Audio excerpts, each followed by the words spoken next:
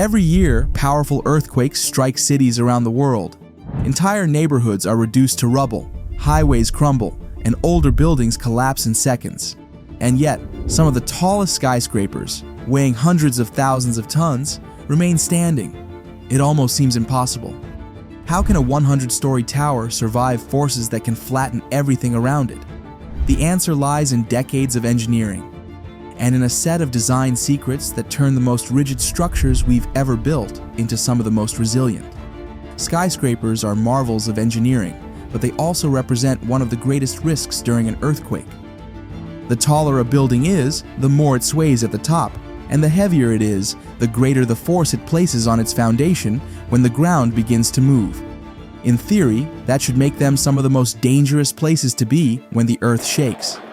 History has proven this risk again and again. In 1985, a magnitude 8.0 earthquake struck Mexico City, and dozens of mid- and high-rise buildings collapsed, trapping thousands inside. More recently, in the 2023 Turkey-Syria earthquake, poorly built apartments and towers crumbled like stacks of cards, killing tens of thousands of people. These disasters fuel a haunting question. If earthquakes can destroy ordinary buildings so easily, why don't they topple the tallest skyscrapers? The answer lies in decades of trial and error, innovation, and some of the most advanced engineering solutions in the world. And to understand how we got here, we need to go back to the moments when skyscrapers weren't built to survive, and the lessons cities learned from catastrophe. For most of history, tall buildings and earthquakes were a recipe for disaster. Masonry and concrete structures were built to be rigid and strong, but not flexible. That rigidity made them crumble under seismic forces. One of the first wake-up calls came in 1906, when San Francisco was struck by a magnitude 7.9 earthquake. Thousands of buildings collapsed or caught fire, and the destruction showed that cities were completely unprepared for seismic threats. By the mid-20th century, engineers began studying why some structures survived while others failed. In Japan, which sits on the Pacific Ring of Fire, the challenge was especially urgent. After World War II, rapid urbanization and economic growth filled cities with new high-rise towers. But when the 1964 Niigata earthquake struck, it revealed a fatal flaw. Modern apartment blocks sank, tilted, and collapsed because of unstable soil and poor design.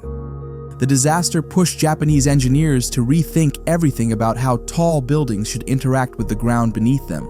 The lessons repeated in 1995, when the Kobe earthquake killed over 6,000 people. Older reinforced concrete buildings pancaked, while newer steel-framed towers swayed but stayed standing.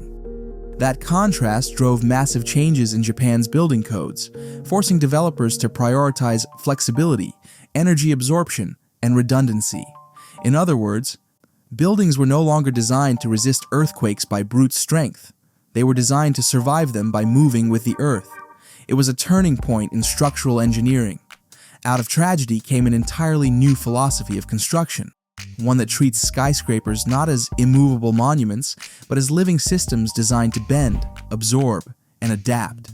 The secret behind skyscraper survival isn't luck, it's engineering. Modern towers are designed to do the opposite of what most people expect. Instead of standing rigid, they are built to bend, sway, and absorb energy when the ground moves.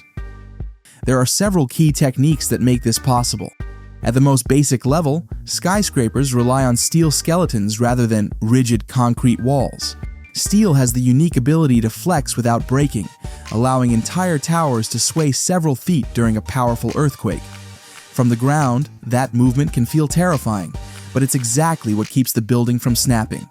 One of the most revolutionary techniques is base isolation. Instead of anchoring the building directly into the ground, engineers place it on massive rubber bearings, sliding pads, or springs.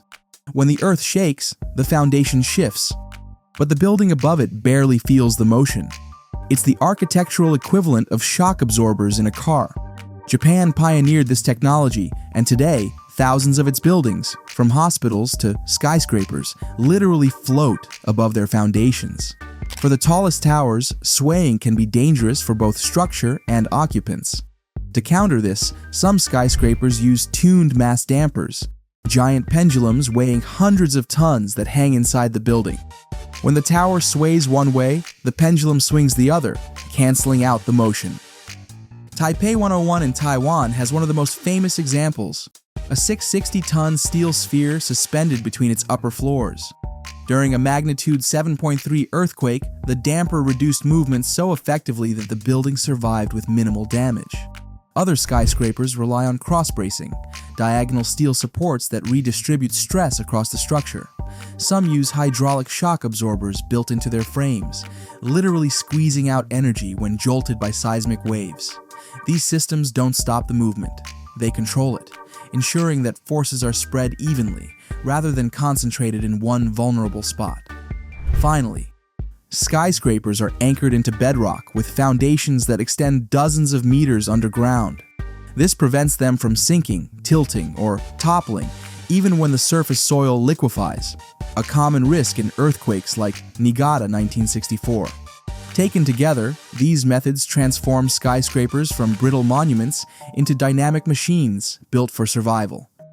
To see just how well they work, we can look at some of the world's most earthquake-prone cities and the towers that have stood through some of the strongest shaking in modern history. The power of these engineering solutions becomes clear when you look at real-world earthquakes. In 1999, Taiwan was struck by a magnitude 7.3 quake. Dozens of buildings collapsed across the island, but one of the tallest, Taipei 101, stood firm. Inside the tower is one of the largest tuned mass dampers in the world, a 660-ton steel sphere suspended between its upper floors. As the ground shook, the giant pendulum absorbed the building's sway, keeping the structure stable. To this day, visitors can see the damper in action, a rare case where life-saving engineering is also put proudly on display. Japan's Tokyo Skytree, the tallest tower in the country, draws inspiration from an ancient source, wooden pagodas. These centuries-old structures survived countless earthquakes thanks to a central column called the Shinbashira, which allowed the entire tower to move independently from its core. Engineers adapted the same principle, designing the Skytree with a central reinforced shaft that sways separately from the outer frame. The result is a structure more than 2,000 feet tall that can withstand powerful quakes without catastrophic damage. In San Francisco, the Transamerica Pyramid offers another example. Completed in the 1970s, it was one of the first major skyscrapers in California, designed specifically with earthquakes in mind. Its wide base and tapered shape reduce stress during shaking, while its deep foundations anchor it firmly into bedrock. During the 1989 Loma Prieta earthquake, the building swayed but survived with only minor damage, proving the effectiveness of its design. The contrast becomes even clearer when you look at places without strict seismic standards. In the 2023 Turkey-Syria earthquake, thousands of apartment towers collapsed, killing tens of thousands of people. Many of these buildings were constructed quickly and cheaply, with little regard for seismic safety. Instead of bending or absorbing force, they cracked and pancaked floor by floor. It's a grim reminder that survival isn't about luck, it's about design. The difference between collapse and survival often comes down to one thing: building codes. And nowhere is this more obvious than in Japan. Japan experiences nearly 30,000 earthquakes a year, most of them too small to notice, but the constant shaking makes the country a living laboratory for seismic engineering. Since the 1981 Building Standard Law revision, every new high-rise has been required to meet strict seismic standards. These rules don't just ask buildings to resist damage, they demand that they remain standing, even in a once-in-a-century quake. The results are staggering.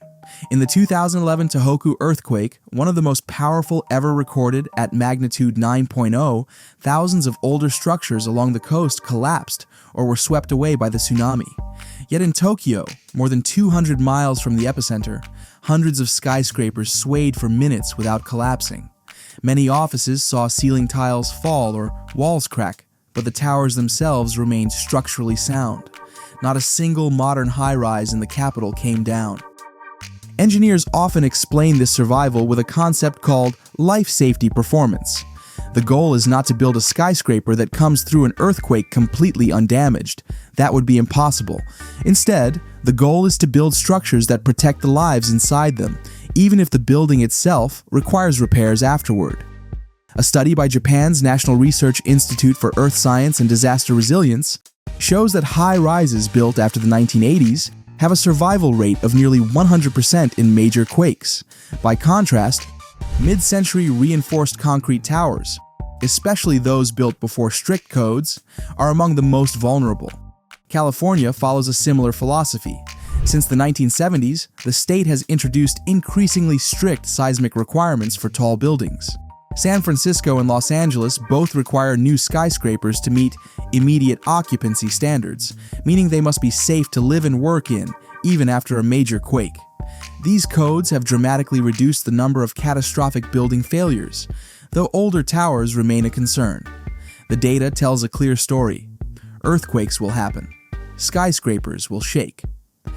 But with the right design and strict enforcement, collapse is not inevitable. In fact, it can be prevented almost entirely.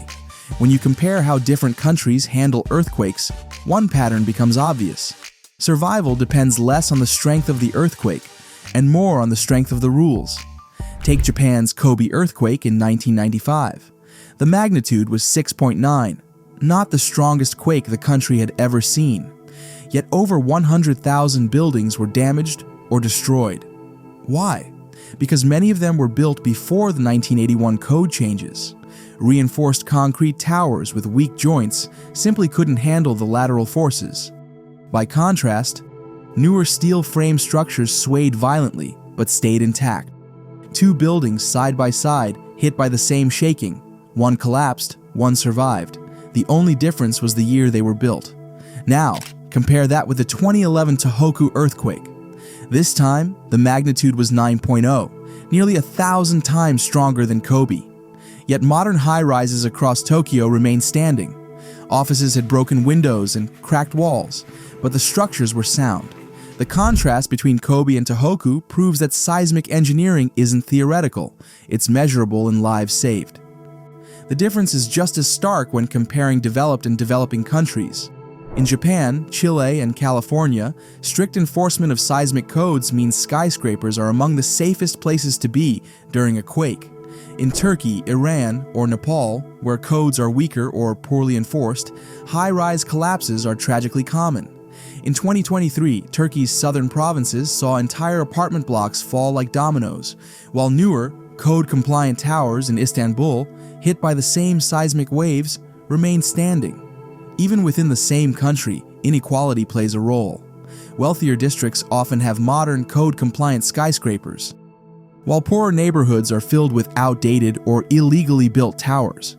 Earthquakes expose that gap instantly. Buildings that cut corners collapse. Buildings designed with safety in mind survive. The comparison leaves little doubt.